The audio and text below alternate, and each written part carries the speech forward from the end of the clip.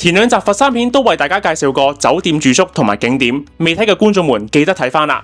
話晒佛山蘊藏住好多好食嘅餐廳，今集嘅重點內容就係講食。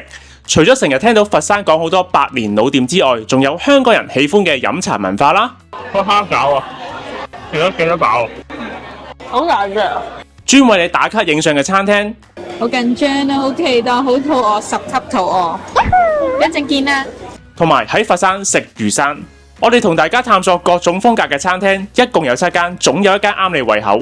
今集嘅內容非常豐富，千祈唔好錯過。製作呢一類型嘅影片需要好多心機同埋時間㗎，唔好吝嗇你哋每一個嘅讚好、留言、訂閱，呢啲都係我哋動力嘅來源。希望大家多多支持，俾啲鼓勵我哋。事不宜遲，繼續向佛山出發 ，Let's go！ 好啦，咁我哋咧轉眼間咧就晚上就已經嚟咗創意產業園呢一度啦。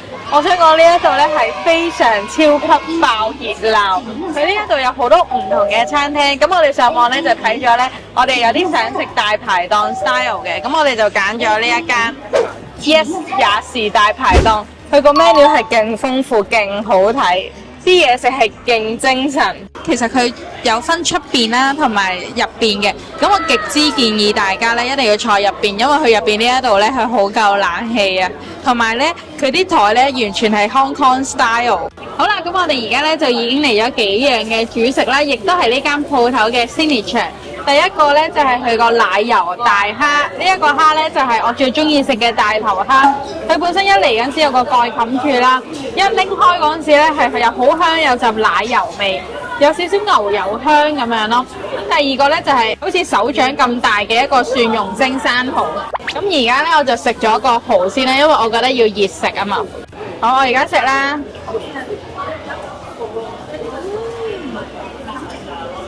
好肥味。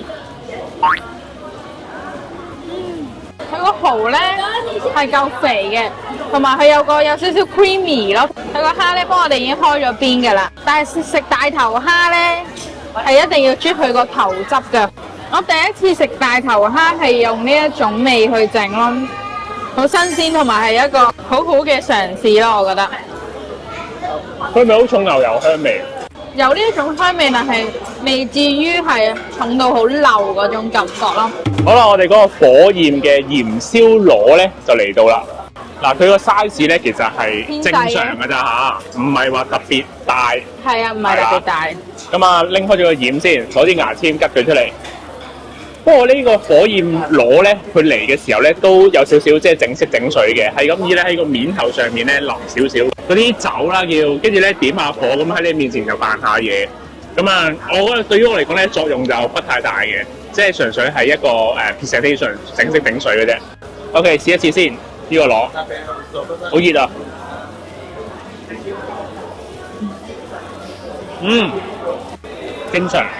正常螺味。但係咧，佢入邊嗰啲鹽味咧，完全係唔入嘅，即係個感覺咧，就好似食緊一個蒸螺嘅感覺咁。仲有咧，佢呢個大排檔咧，入邊我哋嗌咗佢嗰個椒鹽粟米啊。咁佢椒鹽粟米咧，始終我覺得就真係冇喺香港食嘅椒鹽咁好味嘅。始終佢入邊呢一個嘅椒鹽咧係爭少少，香港會好食啲，我覺得。最後啦，梗係要試埋佢嗰個嘅手打嘅鴨屎檸檬茶，甜甜地。我覺得係唔夠嗰個手打嗰個酸嗰個苦澀味啊，檸檬嗰個。但係 OK 嘅，正常嘅。跟住落嚟，想同大家介紹佛山一個最高人氣嘅夜市，就係功夫夜市啦。點解咁高人氣呢？因為功夫夜市係全國10大夜市之一，呢度集合咗過百檔嘅街頭小食，有氛圍感嘅酒吧街，仲有幾個大型舞台娛樂現場觀眾，例如唱歌跳舞表演。大時大節啊，仲有舞龍聖獅，而且喺夜市入邊，周圍你都會見到直播，場面非常熱鬧。營業時間咧就係下晝5點。夜晚10點仍然能夠保持人氣高企，周邊好多餐廳都係營業到凌晨2、3點。夜晚肚餓嘅話，一班朋友可以約出嚟食宵夜或者娛樂消遣。相信啊，一家大細、情侶夫妻、好友閨蜜，功夫夜市一定係一個必去嘅首選。咁大個嘅，我唔知原來咁大個。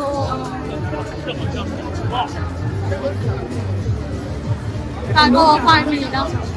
喺呢一個文化區行到七七八八嘅時候呢，我哋個肚呢亦都消化得七七八八。咁我哋而家呢就嚟咗一間韓式嘅烤肉店，係啦，呢一間烤肉店呢就營業到凌晨2點鐘嘅。咁我哋喺網上睇到個好評都好似幾好咁啦，咁所以我哋就過嚟試下啦。佢呢一度呢係用純炭火去烤，所以呢，佢哋啲火力呢係非一般的猛。佢而家好火嘅情況下呢，我哋更加唔可以分心咯。好啦，咁我呢食緊呢，我哋平時喺香港都有食到佢嘅呢一隻蛋啦。跟住我就見到，佢嗰個心形兜入邊呢有啲粟米同芝士。我話：哎呀，其實應該要加落去先至好味，因為喜來喜肉都係咁樣食噶嘛。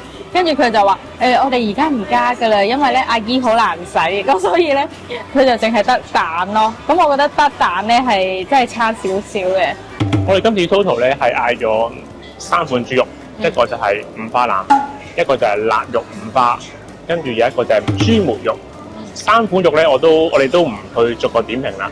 因為咧大致上咧都係同大家平時喺韓燒入邊咧食到嘅肉質啊味道咧都係差唔多。唯獨是咧有少少去可唔可以叫挑剔啊？就係咧可能有時呢一盤嘢我覺得嘥咗，因為原因咧就係佢冇我哋中意食嗰個泡菜。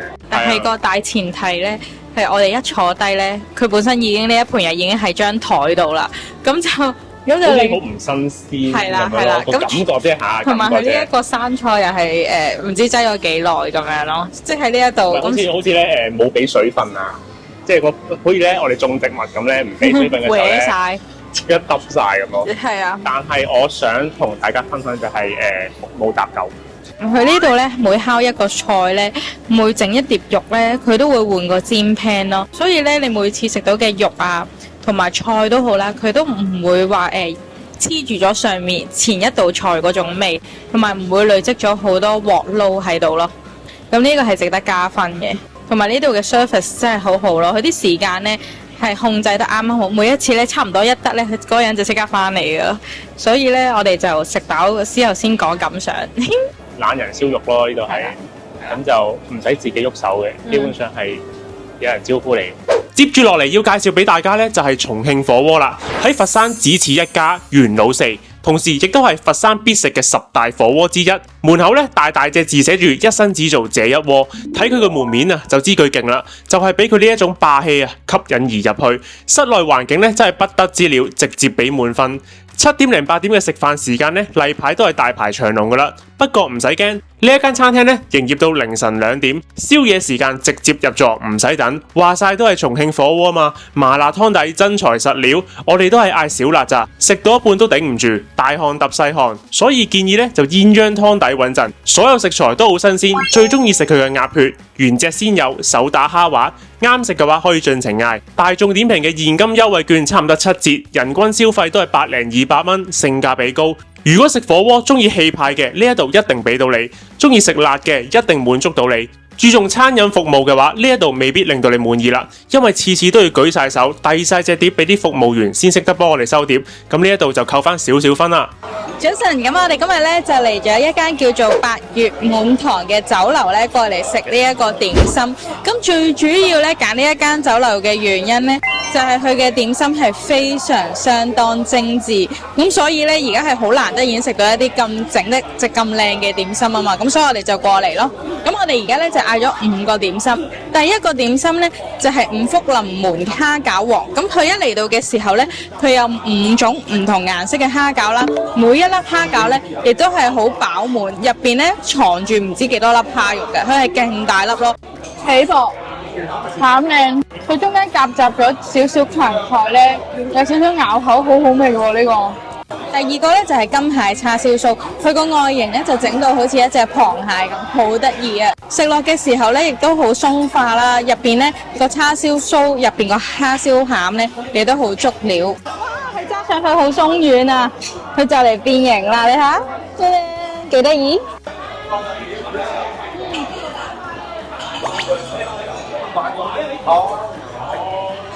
好味喎呢個！呢個榴蓮酥咧，又係咧好滴滴色色，好似成隻天鵝咁嘅。最主要呢一定咧係食佢呢一個身體啊！呢個身體咧係一個榴蓮酥嚟嘅，試一試先。哇！哇拉絲啊！哇，好榴蓮啊！就咁擺埋喺個鼻上面聞一聞嘅時候咧，勁香嗰個榴蓮味。佢同啱啱咧嗰個蟹一樣㗎，不過咧個皮咧炸得非常之鬆脆。佢嗰個濃嘅程度咧唔係黑刺啊、貓山王嗰種嘅，係一種淡淡嘅榴蓮香。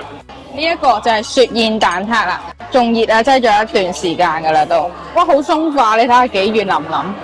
因為咧佢上面啲雪燕咧凍冰冰，跟住下面個蛋撻咧就暖暖地。我會覺得就咁食蛋撻會好味啲咯，因為雪燕個口感就已經係本身一劈啦，咁蛋撻就軟腍腍，就變咗我覺得多咗咯。呢一個咧就係連埋頭先嗰個天鵝榴蓮酥，上面咧就有呢一個墨魚丸。